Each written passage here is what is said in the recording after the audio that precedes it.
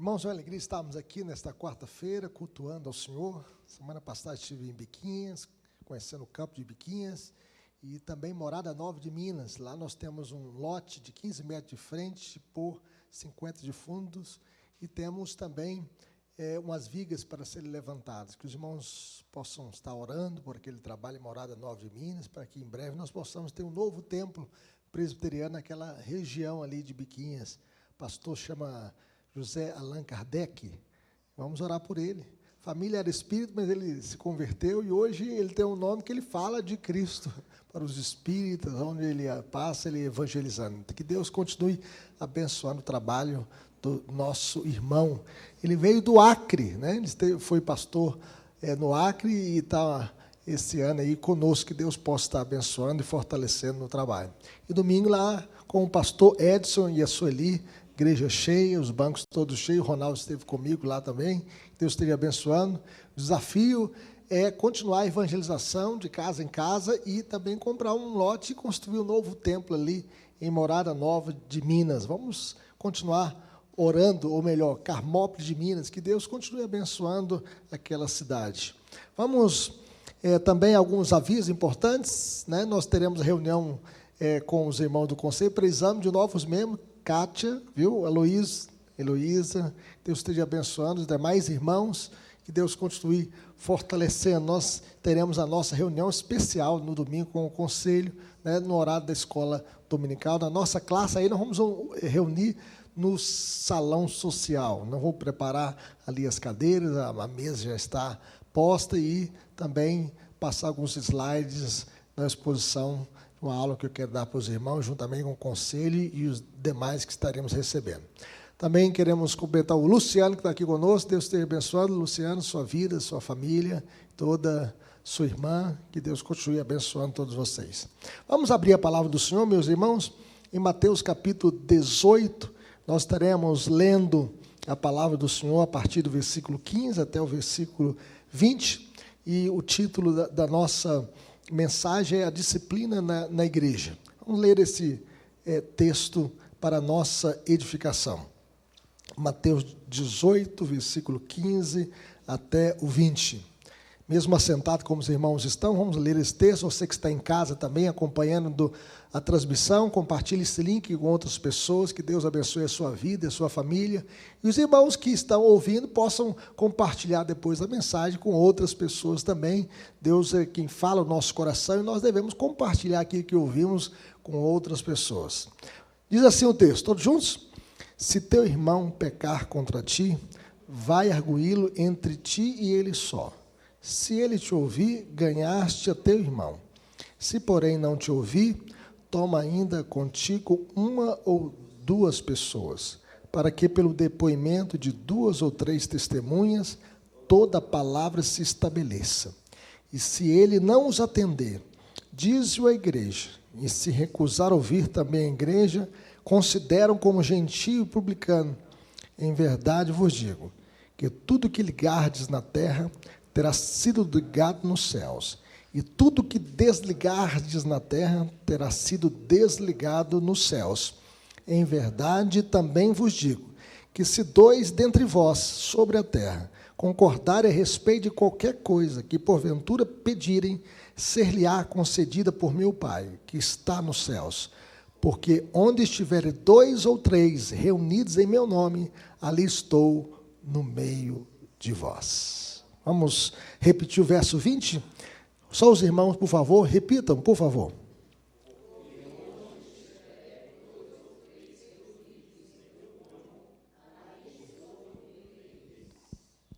Amém, que Deus nos abençoe.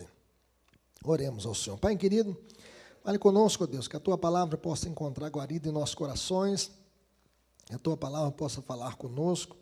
Queremos entendê-la, Senhor, queremos aplicá-la na nossa vida, e que a Tua palavra possa trazer restauração, vida, despertamento espiritual, comunhão, desejo de viver na Tua presença, uma vida santa, desejo de preservar a santidade da igreja e viver uma vida, ó Deus, aprazível ao Senhor, uma vida agradável ao Senhor, uma vida para a glória do Senhor.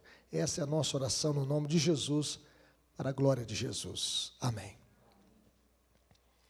Os pais disciplinam seus filhos quando erram, quando se desviam do bom caminho. E isto é uma das provas do amor dos pais pelos seus filhos. Porque os pais querem o melhor para os seus filhos, querem que eles possam ser bem-sucedidos na vida, querem o melhor deles na vida física, na vida emocional, na vida espiritual e na vida intelectual. De igual forma, meus irmãos, o Senhor também disciplina os seus filhos espirituais, uma vez que Ele nos ama, Ele se compadece de nós. O Senhor deseja o melhor para o seu povo, o melhor para a sua igreja, o melhor para os seus filhos. Por isso Ele diz, veja o que está em Provérbios 3, verso 11 e 12, diz assim: filho meu, não rejeites a disciplina do Senhor, nem te enfades da sua repreensão, porque o Senhor repreende a quem ama, assim como o pai ao filho a quem quer bem. Então Deus, este Deus que nos disciplina para o nosso bem, para o nosso crescimento. E Ele nos repreende e Ele nos disciplina porque nos ama. Por essa razão, Jesus nos ensina como tratar um crente que peca, um crente que desviou do caminho. Um membro é responsável pelo outro. Cada um que vê que o irmão se tornou culposo, não pode ficar silente sobre isso, não pode ficar mudo sobre essa situação. Por isso Jesus está instruindo aquele que sabe da culpa do outro a não permanecer calado, mas ir a falar com ele. Se o transgressor ouvir, ganhaste o teu irmão.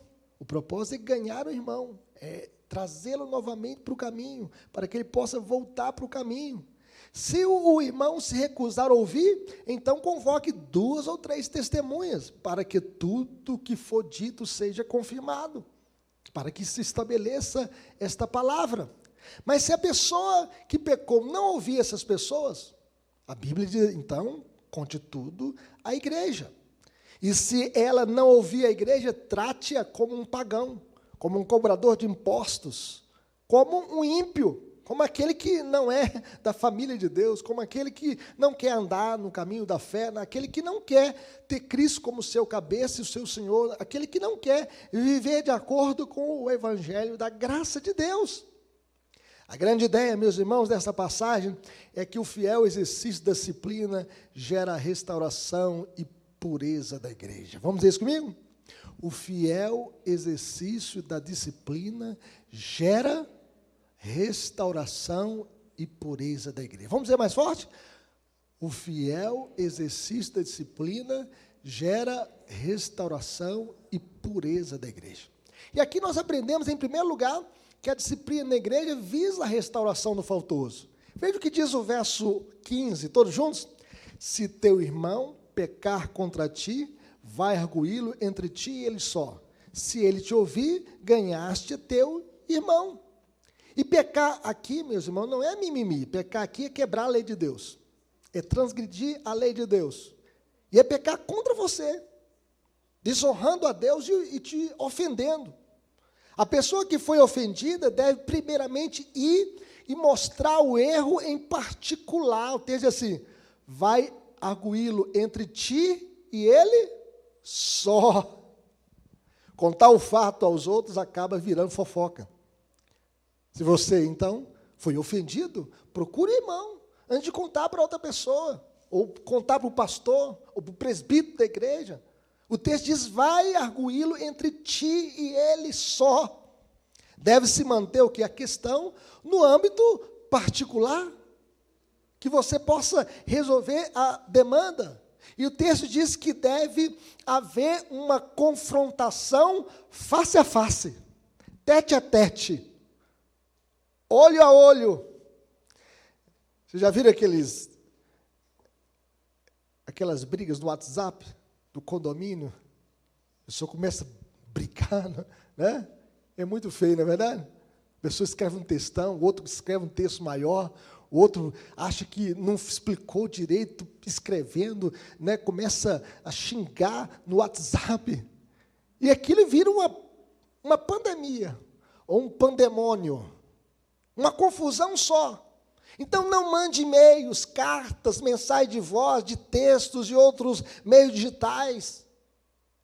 É tete a tete, é face a face, é olho a olho. Alguém disse que mais problemas foram causados pela escrita de cartas do que qualquer outra coisa. Então converse. Se tivermos uma diferença com alguém, só há uma maneira de resolver o caso. Sabe como? É tratá-lo face a face.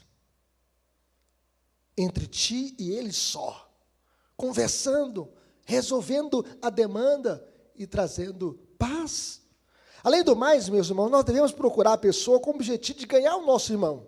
Não é ganhar o debate, ganhar a discussão. Não, é ganhar o irmão, é restauração. E ao procurar restaurar o irmão ou irmã, é necessário ter um espírito de brandura. A palavra branda desvia o furor, mas a palavra dura suscita a ira, diz a Bíblia. Veja o que diz Paulo aos Gálatas, no capítulo 6. Creio que vai aparecer na tela aí, capítulo 6 de Gálatas. Capítulo 6, verso 1. Vamos ler juntos? Irmãos, se alguém for surpreendido em alguma falta, vós que sois espirituais, corrigi-o com espírito de brandura. Com brandura, meus irmãos. Corrigir com espírito de brandura. E corrigir aqui é reparar uma fratura. De fratura eu estou entendendo. Quebrei 3 ossos no pé. E para sarar tem que curar a fratura. Então, corrige com espírito de brandura, diz o texto. Por exemplo, né? Quando eu machuquei, tinha que imobilizar o pé. Não adianta mexer muito, é ficar quietinho. E assim também nós devemos corrigir com espírito de brandura, com calma, com paciência, com amor, com mansidão, com humildade. Corrigir o irmão faltoso com mansidão é agir como Jesus. Jesus era manso e humilde de coração. Jesus falou assim: aprendei de mim, que sou manso e humilde de coração, e achareis descanso para a vossa alma. A igreja, meus irmãos, não é orientada a apedrejar os que erram, a lançar a primeira pedra. E aquele que estiver sem pecado, lança então a primeira pedra, disse Jesus. A igreja é orientada a perdoar, a cuidar, a restaurar os que tropeçam em alguma falta, corrigi-os com espírito de brandura, de mansidão, de humildade, de amor e com muita fé. Porque o alvo da disciplina é a restauração do faltoso, é trazer o faltoso à comunhão da igreja, a comunhão com Cristo, a comunhão com Deus. Volta a palavra, volta a Deus. Se ele te ouvir, ganhaste o teu irmão. Vamos ver isso? Se ele te ouvir, ganhaste o teu irmão. E aqui nós temos a vitória da graça, meus irmãos. Não a vitória da discussão, mas a vitória da graça. O irmão se arrependeu. Isto é a graça de Deus no arrependimento faltoso. Só Deus pode gerar contrição, arrependimento no coração do faltoso. O propósito da disciplina é levar o pecador ao arrependimento e à reconciliação com Deus e com a igreja. Esse é o propósito da disciplina. Em lugar de sermos um poço de mágoas, um baú de ressentimentos, nós devemos buscar a paz e a reconciliação. A Bíblia diz: seguir a paz com todos e a santificação, sem a qual ninguém verá o Senhor. Nós devemos viver em paz uns com os outros.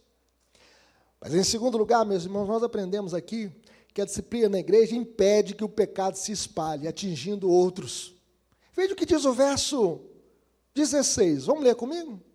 Todos juntos? Se, porém, não te ouvir, toma ainda contigo 1 ou 2 pessoas, para que pelo depoimento de 2 ou 3 testemunhas, toda palavra se estabeleça. Se a confrontação em particular não funcionar, o passo seguinte é pegar 1, 2 ou 3 testemunhas, para que toda palavra se estabeleça. Uma pessoa que errou pode estar disposta a ouvir os conselhos de outros. Veja como o livro da sabedoria, o livro de Provérbios, é muito interessante, porque o livro de Provérbios fala assim: o temor do Senhor é o princípio do saber. E em Provérbios 11:14 está escrito: não havendo sábia direção, cai o povo, mas na multidão de conselheiros há segurança. A ideia aqui é a gente ter gente madura do nosso lado para resolver a demanda e nos ajudar para que a gente possa resolver a demanda, a confusão e trazer paz, reconciliação. Além disso, eles servem como testemunhas desta reunião. Não devemos desistir. Pelo contrário, devemos impedir que o pecado se espalhe, atingindo outros, para que o pecado não possa atrapalhar a comunhão na igreja, atrapalhar a vida do irmão, atrapalhar a sua família, atrapalhar a sua vida. Devemos dar mais um passo rumo à paz e à reconciliação. Devemos pedir ajuda a pessoas maduras na fé.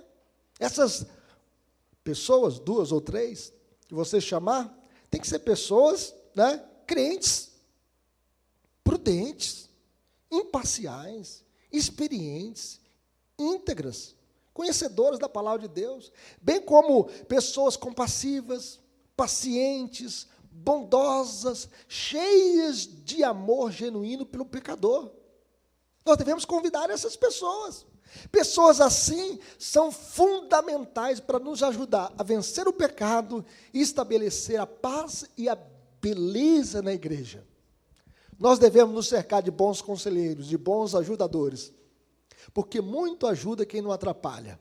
Existem algumas pessoas que, se for chamar, vai jogar gasolina no fogo, e aí vai incendiar mais ainda. É como estão colocando fogo lá em São Paulo, Até o motoboy colocou fogo no amado ali. É triste, as pessoas incendiando o pasto, incendiando as florestas, aproveitando a seca, o clima difícil. Mas não é assim que o cristão tem que viver. Tem que apagar o fogo, ajudar a resolver o problema, a trazer pacificação, porque bem-aventurados os pacificadores, porque eles serão chamados filhos de Deus. Então, meus irmãos, o propósito aqui é evitar que o pecado se espalhe, como um fermento, e assim levede toda a massa. Um pouquinho de fermento leveda a massa toda, um pouquinho. E o pecado também é assim, ele causa um mal muito grande, porque o pecado mata, o pecado ofende, o pecado destrói, e nós devemos não permitir, nós devemos impedir que o pecado se espalhe. Relacionamentos, meus irmãos, rompidos na igreja, não podem ser deixados de lado, mas precisam ser tratados com honestidade, prudência e urgência. Senão, a igreja esfria, senão o pecado toma conta, como fogo que vai se alastrando e destrói uma floresta. Nós devemos, então, pedir a Deus que os relacionamentos rompidos sejam restaurados pela graça de Deus e haja paz, força, fé, perseverança, santidade, vitalidade, avivamento na igreja de Cristo. Mas, em terceiro lugar, meus irmãos, a disciplina na igreja protege a pureza e a honra de Cristo. Veja o que diz o verso 17, vamos ler juntos? Se ele não os atender, dize-o à igreja. E se recusar a ouvir também a igreja, consideram como gentio e publicano. Então, se as testemunhas não puderem realizar a reconciliação e a pessoa ainda não as escutar, então o terceiro passo é levar o caso à igreja. E a igreja aqui é a comunidade dos crentes localmente organizada. O Senhor Jesus diz: edificaria a minha igreja e as portas do inferno não prevalecerão contra ela. E o propósito imediato aqui não é remover a pessoa da filiação da igreja, mas conceder mais oportunidade de arrependimento e reconciliação. É mais um momento de contrição, mais um momento de reconciliação, mais um momento de oportunidade de arrependimento. Além do mais, meus irmãos, a pessoa não é apresentada no culto regular de adoração. Não é chegar aqui, vamos trazer um problema aqui, e aqui nós vamos resolver. Não, tem um momento certo. Não é? É um momento, o assunto é para ser tratado no lugar de restauração. É diante da igreja, mas é diante dos seus representantes da igreja para tratar o membro em pecado. Ou seja, é um tribunal eclesiástico instalado a fim de julgar à luz da palavra a conduta do crente. Nós iremos olhar a vida do crente e a palavra de Deus. O que a palavra de Deus diz? E aí nós iremos julgar segundo a palavra, com espírito de brandura, com espírito de amor, com espírito de humildade, porque aquele que pensa está em pé, veja que não caia. Mas é um tribunal eclesiástico. No nosso caso, compete ao conselho processar e julgar originariamente os membros e oficiais da igreja. No nosso caso é o conselho. O conselho são os membros mais maduros, são os homens mais maduros, mais experientes, escolhidos pela igreja, para representar a igreja e julgar num tribunal eclesiástico. Não é no culto público, porque senão é confusão. É no lugar onde as pessoas são preparadas para trazer conciliação, para trazer aconselhamento, para trazer restauração, para trazer quebrantamento. E algumas medidas são tomadas. Primeiro, podem falar com o ofensor mostrando o conselho bíblico, abrindo a palavra de Deus. A palavra de Deus aqui é a nossa única regra de fé e prática, ela tem que orientar a nossa vida. A palavra de Deus nos ensina a viver em todas as áreas da vida, no casamento, no comércio, na política, na sociedade, na escola, na faculdade, na ciência. A palavra de Deus nos orienta em tudo. E segundo, pode repreendê-lo, dizendo, olha, você não está vivendo de acordo com a palavra de Deus. A palavra de Deus é regra para a nossa vida. Ela não pode ser apenas um livro na nossa estante, mas ela tem que ser vivida, praticada. E aquele que ouve a palavra de Deus e a pratica será comparado a um homem prudente que fez a sua casa sobre a rocha. Mas aquele que ouve e não pratica será comparado a um homem insensato que fez a sua casa sobre a areia, caiu a chuva, transbordaram os rios e foi grande a sua ruína. Terceiro, suspender da comunhão, da ceia do Senhor, para mostrar a gravidade do pecado. Na esperança de quê? De contrição, de arrependimento. Do arrependimento faltoso. No entanto, meus irmãos, se recusar a ouvir também a igreja, considera-o como gentio e publicano. Porque o ímpio, meus irmãos, né? O ímpio ele peca e tem prazer em pecar. O ímpio, ele chega na segunda-feira, nossa, final de semana eu bebi uma grade de cerveja, como se fosse vantagem. A morrer de uma cirrose, problema no fígado sério. Ou essa noite não consegui dormir, fumei, né, um maço inteiro de cigarro. Vai dar um câncer do pulmão terrível. O ímpio peca e tem prazer em pecar. O crente não, quando ele peca, ele se arrepende, ele tem contrição. Ele faz como Davi, cria em mim, ó Deus, um coração puro e renova dentro de mim um espírito inabalável. Ele se arrepende. Ele diz, eu pequei contra o Senhor, eu quero reconciliar com Deus. O crente, ele é quebrantado, porque ele tem o Espírito Santo, ele tem a semente de Deus dentro dele, que é a palavra de Deus. Mas o ímpio, ele ouve e recusa. Em outras palavras, meus irmãos, o texto diz que aquele que se recusa a ouvir, nós devemos considerá-lo como ímpio, não crente. Essa pessoa não escuta a liderança, não escuta a palavra de Deus pregada na igreja. Jesus estava falando aqui sobre a excomunhão, a remoção de uma pessoa da comunhão da igreja. Mas, pastor, nós devemos então expulsar o malfeitor? Devemos. Se a pessoa não obedece a palavra de Deus, ele não faz parte da comunidade cristã, ele não vai para o céu, ele vai para o inferno mesmo. E quando a gente conhece a palavra de Deus, meus irmãos, é como Jesus olhou para Judas, olha, né, com um beijo traz o filho do homem. E Jesus chegou a dizer que ele era o filho da perdição. Ai daquele. Jesus disse isso para Judas Iscariotes. Mas Pedro, ele pecou, ele negou a Cristo 3 vezes. E a Bíblia diz que ele se arrependeu chorando amargamente. Mas Judas Iscariotes não. Ele teve apenas remorso e saiu correndo e foi suicidar-se e se enforcou. Então, a excomunhão, meus irmãos, é uma questão muito séria. A pessoa é tirada da igreja e, simbolicamente, essa pessoa é entregue a Satanás. É entregue ao diabo. Porque ela não faz parte da igreja de Cristo. Porque ela ouve, mas não obedece. Ouve, mas não se arrepende. Ela ouve, mas não se reconcilia. Ela ouve, mas não pede perdão. Ela ouve, mas não busca a reconciliação.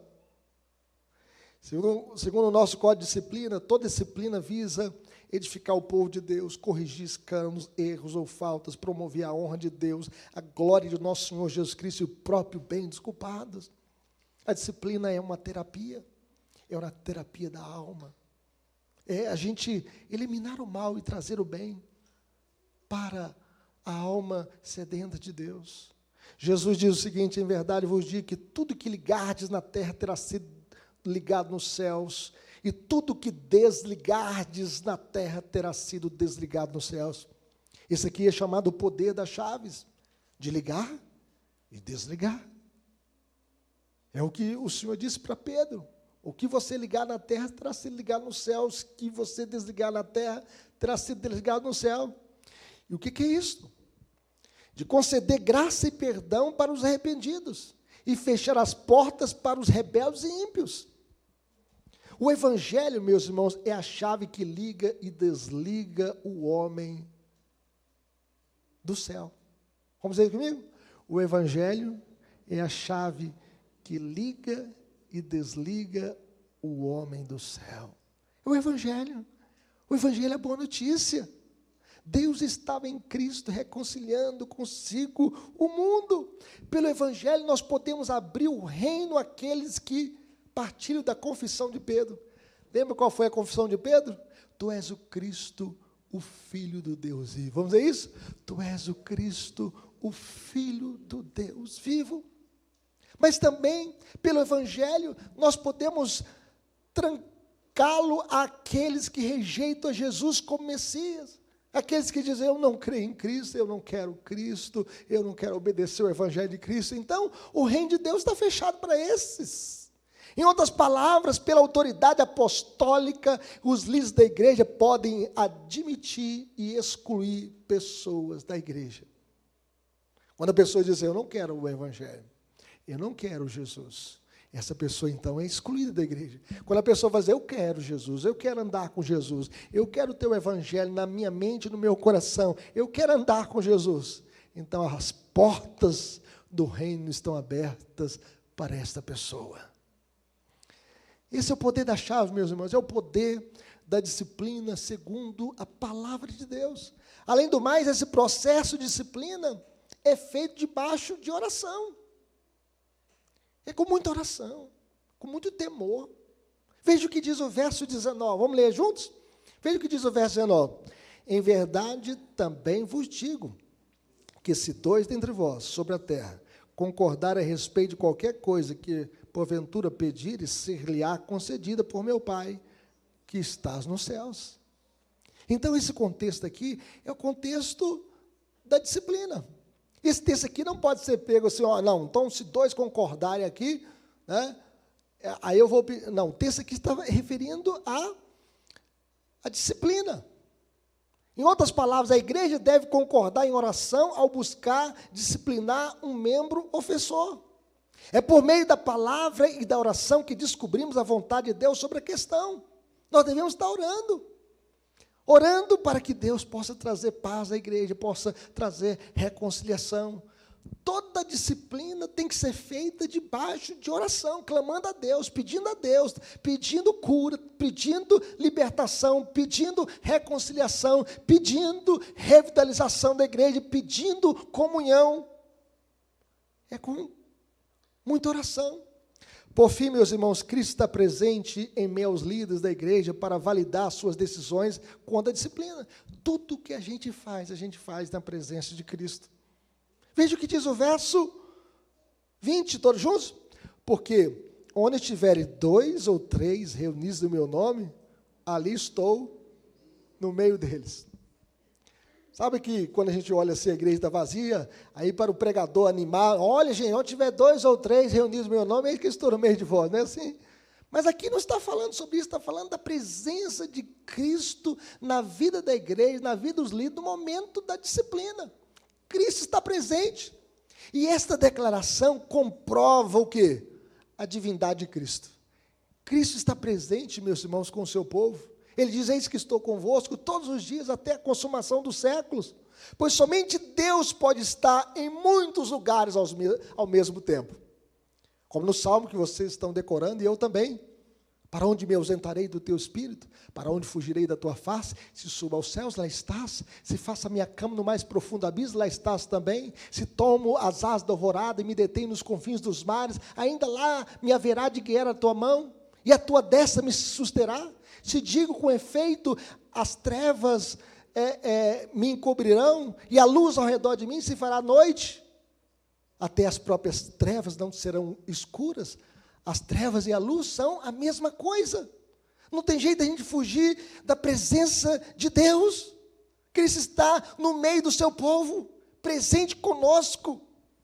E em todas as nossas reuniões, meus irmãos, nós contaremos com a companhia do próprio Cristo para nos fortalecer, para nos corrigir, para nos disciplinar, para nos unir e para confirmar as nossas ações.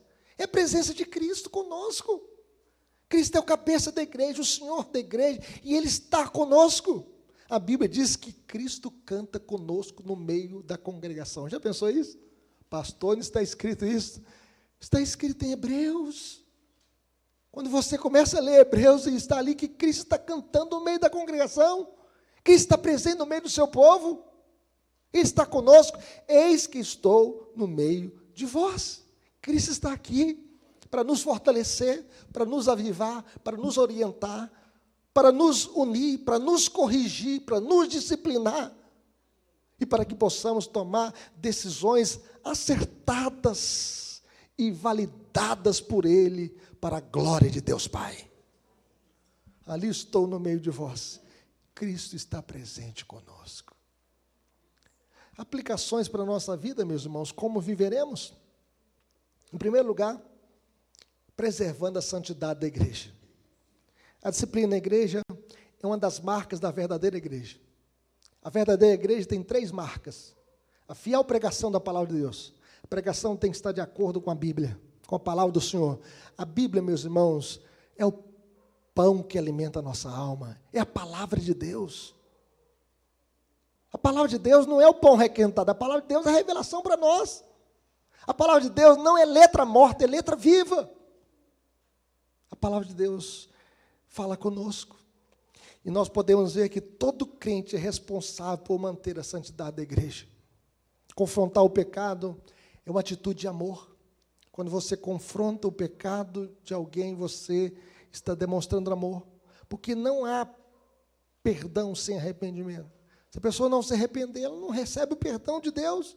Disciplina, meus irmãos, não é castigo. Disciplina é um ato de amor. Quem foi castigado é Cristo. Cristo que foi castigado no seu lugar. Ele foi moído pelas nossas iniquidades, traspassado pelas nossas transgressões. E o castigo que nos traz a paz estava sobre ele. Pelas suas pisaduras fomos sarados. Ele que foi castigado. Mas a disciplina é um ato de amor. É um ato de terapia, de restauração. E nós somos disciplinados para não vivermos no pecado. Para que possamos viver uma vida santa e para que possamos preservar a santidade da igreja. Como Jesus diz: Pai, santifica-os na verdade e a tua palavra é a verdade. Mas, em segundo lugar, meus irmãos, conviveremos perdoando uns aos outros. O perdão restaura os relacionamentos quebrados. Perdão entre esposo e esposa, perdão entre pais e filhos, perdão entre irmãos e irmãos. Nós devemos perdoar, porque o perdão cura, mas o ressentimento mata. O ressentimento é o veneno que a gente toma esperando que o outro possa morrer. Busque perdão, restauração. O perdão, ele cria pontes, ele gera saúde na vida da família e da igreja. O perdão restaura, o perdão cura. Mas, em terceiro lugar, como viveremos? Ganhando o irmão desviado para Cristo. O propósito da disciplina não é humilhar os crentes pecadores. O propósito da disciplina é exortá-los a enxergar o erro dos seus caminhos e conduzi-los de volta ao arrependimento e à comunhão. Ele está mostrando o erro para que ele volte a Deus, para que volte à comunhão, para que ele se arrependa. Tiago incentiva-nos a converter o pecador do seu caminho errado. Veja o que diz Tiago 5, 15, 19 e 20. Vamos ler esse texto? Olha que texto maravilhoso. Tiago, capítulo 5, verso 19 e 20. Vai aparecer na tela aí, não vai? Todos juntos? Meus irmãos, se algum entre vós se desviar da verdade e alguém o converter, sabei que aquele que converte o pecador do seu caminho errado, salvará da morte a alma dele e cobrirá multidão de pecados. Louvado seja Deus. Que você seja um canal da graça de Deus para alcançar, para redimir, e que esses atos redentores possam acontecer através das suas ações, com desejo de buscar e ganhar o irmão desviado para Cristo, aquele que caiu, aquele que está na lama, para que ele possa se erguer novamente e voltar para Cristo e caminhar na verdade, seguindo o autor e consumador da nossa fé. Que Deus nos abençoe. Amém? Vamos orar? Vamos falar com Deus. Eu convido os irmãos.